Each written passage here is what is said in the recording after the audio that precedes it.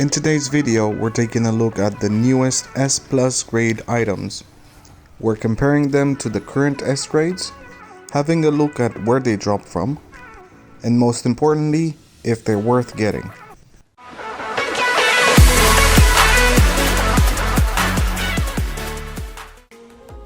Before we start, I just want to give a big shout out to my friend Dark Oscus who provided all the screenshots again for this video. I'll leave the link in the description to his Twitch channel where you can watch him play on PC.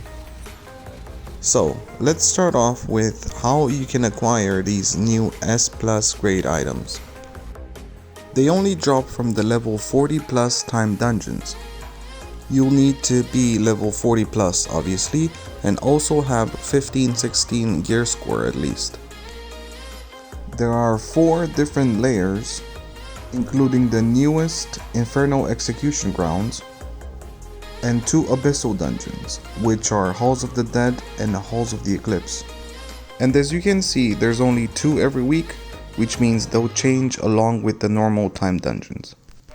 So if you're playing on console, this is only on PC, it hasn't hit console yet, so if you have any characters that aren't level 40 yet or you're missing some gear score, now would be the time to start rushing that. One thing that's worth mentioning before we move on and having a look at the S Plus gear is the fact that you can do this time dungeons 3 times a day and they reset every day. In other words, you have a chance at getting the S Plus gear 3 times a day on every character. You also have double the chance of getting the regular S grades from these dungeons. So let's have a look at what these items are and if they're any better than the S grades, or if they're better than the ancient weapon. I'm only going to show you the ranger ones, but they're not very different than any other class anyway.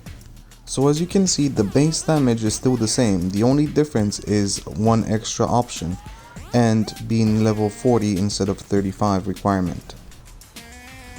So for now, it seems that every class has only one kind of S Plus gear. The Rangers, for example, only have this one helmet as S Plus grade. So if you were to acquire this helmet, for example, you would get it with a random chance between 28 and 42 crit damage, and added defense between 1010 and 1500. You might have also noticed how cool this helmet looks, and it seems like they have unique appearances for the S Plus grades. That means you can easily tell if somebody has certain items. So as I mentioned before, it seems like every class has only one S Plus kind of gear and only 2 weapons each, so let's have a look at what else is there. We've just seen the helmet, so let's just have a look at the chest piece next. So the S Plus chest piece can have between 812 and 1400 attack and between 1804 and 2700 HP. It seems to be a combination between these 2 normal S grades. So it would make it the best in slot because there's no critical hit damage or critical hit rate S grade or S Plus grade chest piece. Next up are the pants. Again, they're the best in slot because they can potentially give you the most critical hit rate and they also give you a bit of HP. On boots, you can get the ideal stats, attack power and critical hit rate. The belt, however, will not be the best in slot because you can only get defense and max HP on it. The better option is the Ancient Kingdom's leather belt because it gives you defense penetration. But the best in slot is still the old Belt of Concentrated Opportunity because it gives you a massive boost in critical hit damage. Now let's look at the weapons. The Radiant Stars bow seems to be able to kinda surpass the ancient weapon in stats because with Hero's Will you can get up to around 600 attack and about 30% crit damage. This seems to give you a bit more, but it doesn't have as much attack power as base as the ancient weapon, but it could have more as an option. The Twisted Omens bow only shows one option, so I'm not entirely sure how that works out. Now lastly, we have the Quiver, and there's a catch with this one as it is with any other S Plus gear, and I'll tell you at the end. So you can get between 28% and 42% critical hit damage, and between 1804 and 2700 HP, making this Quiver the best in slot.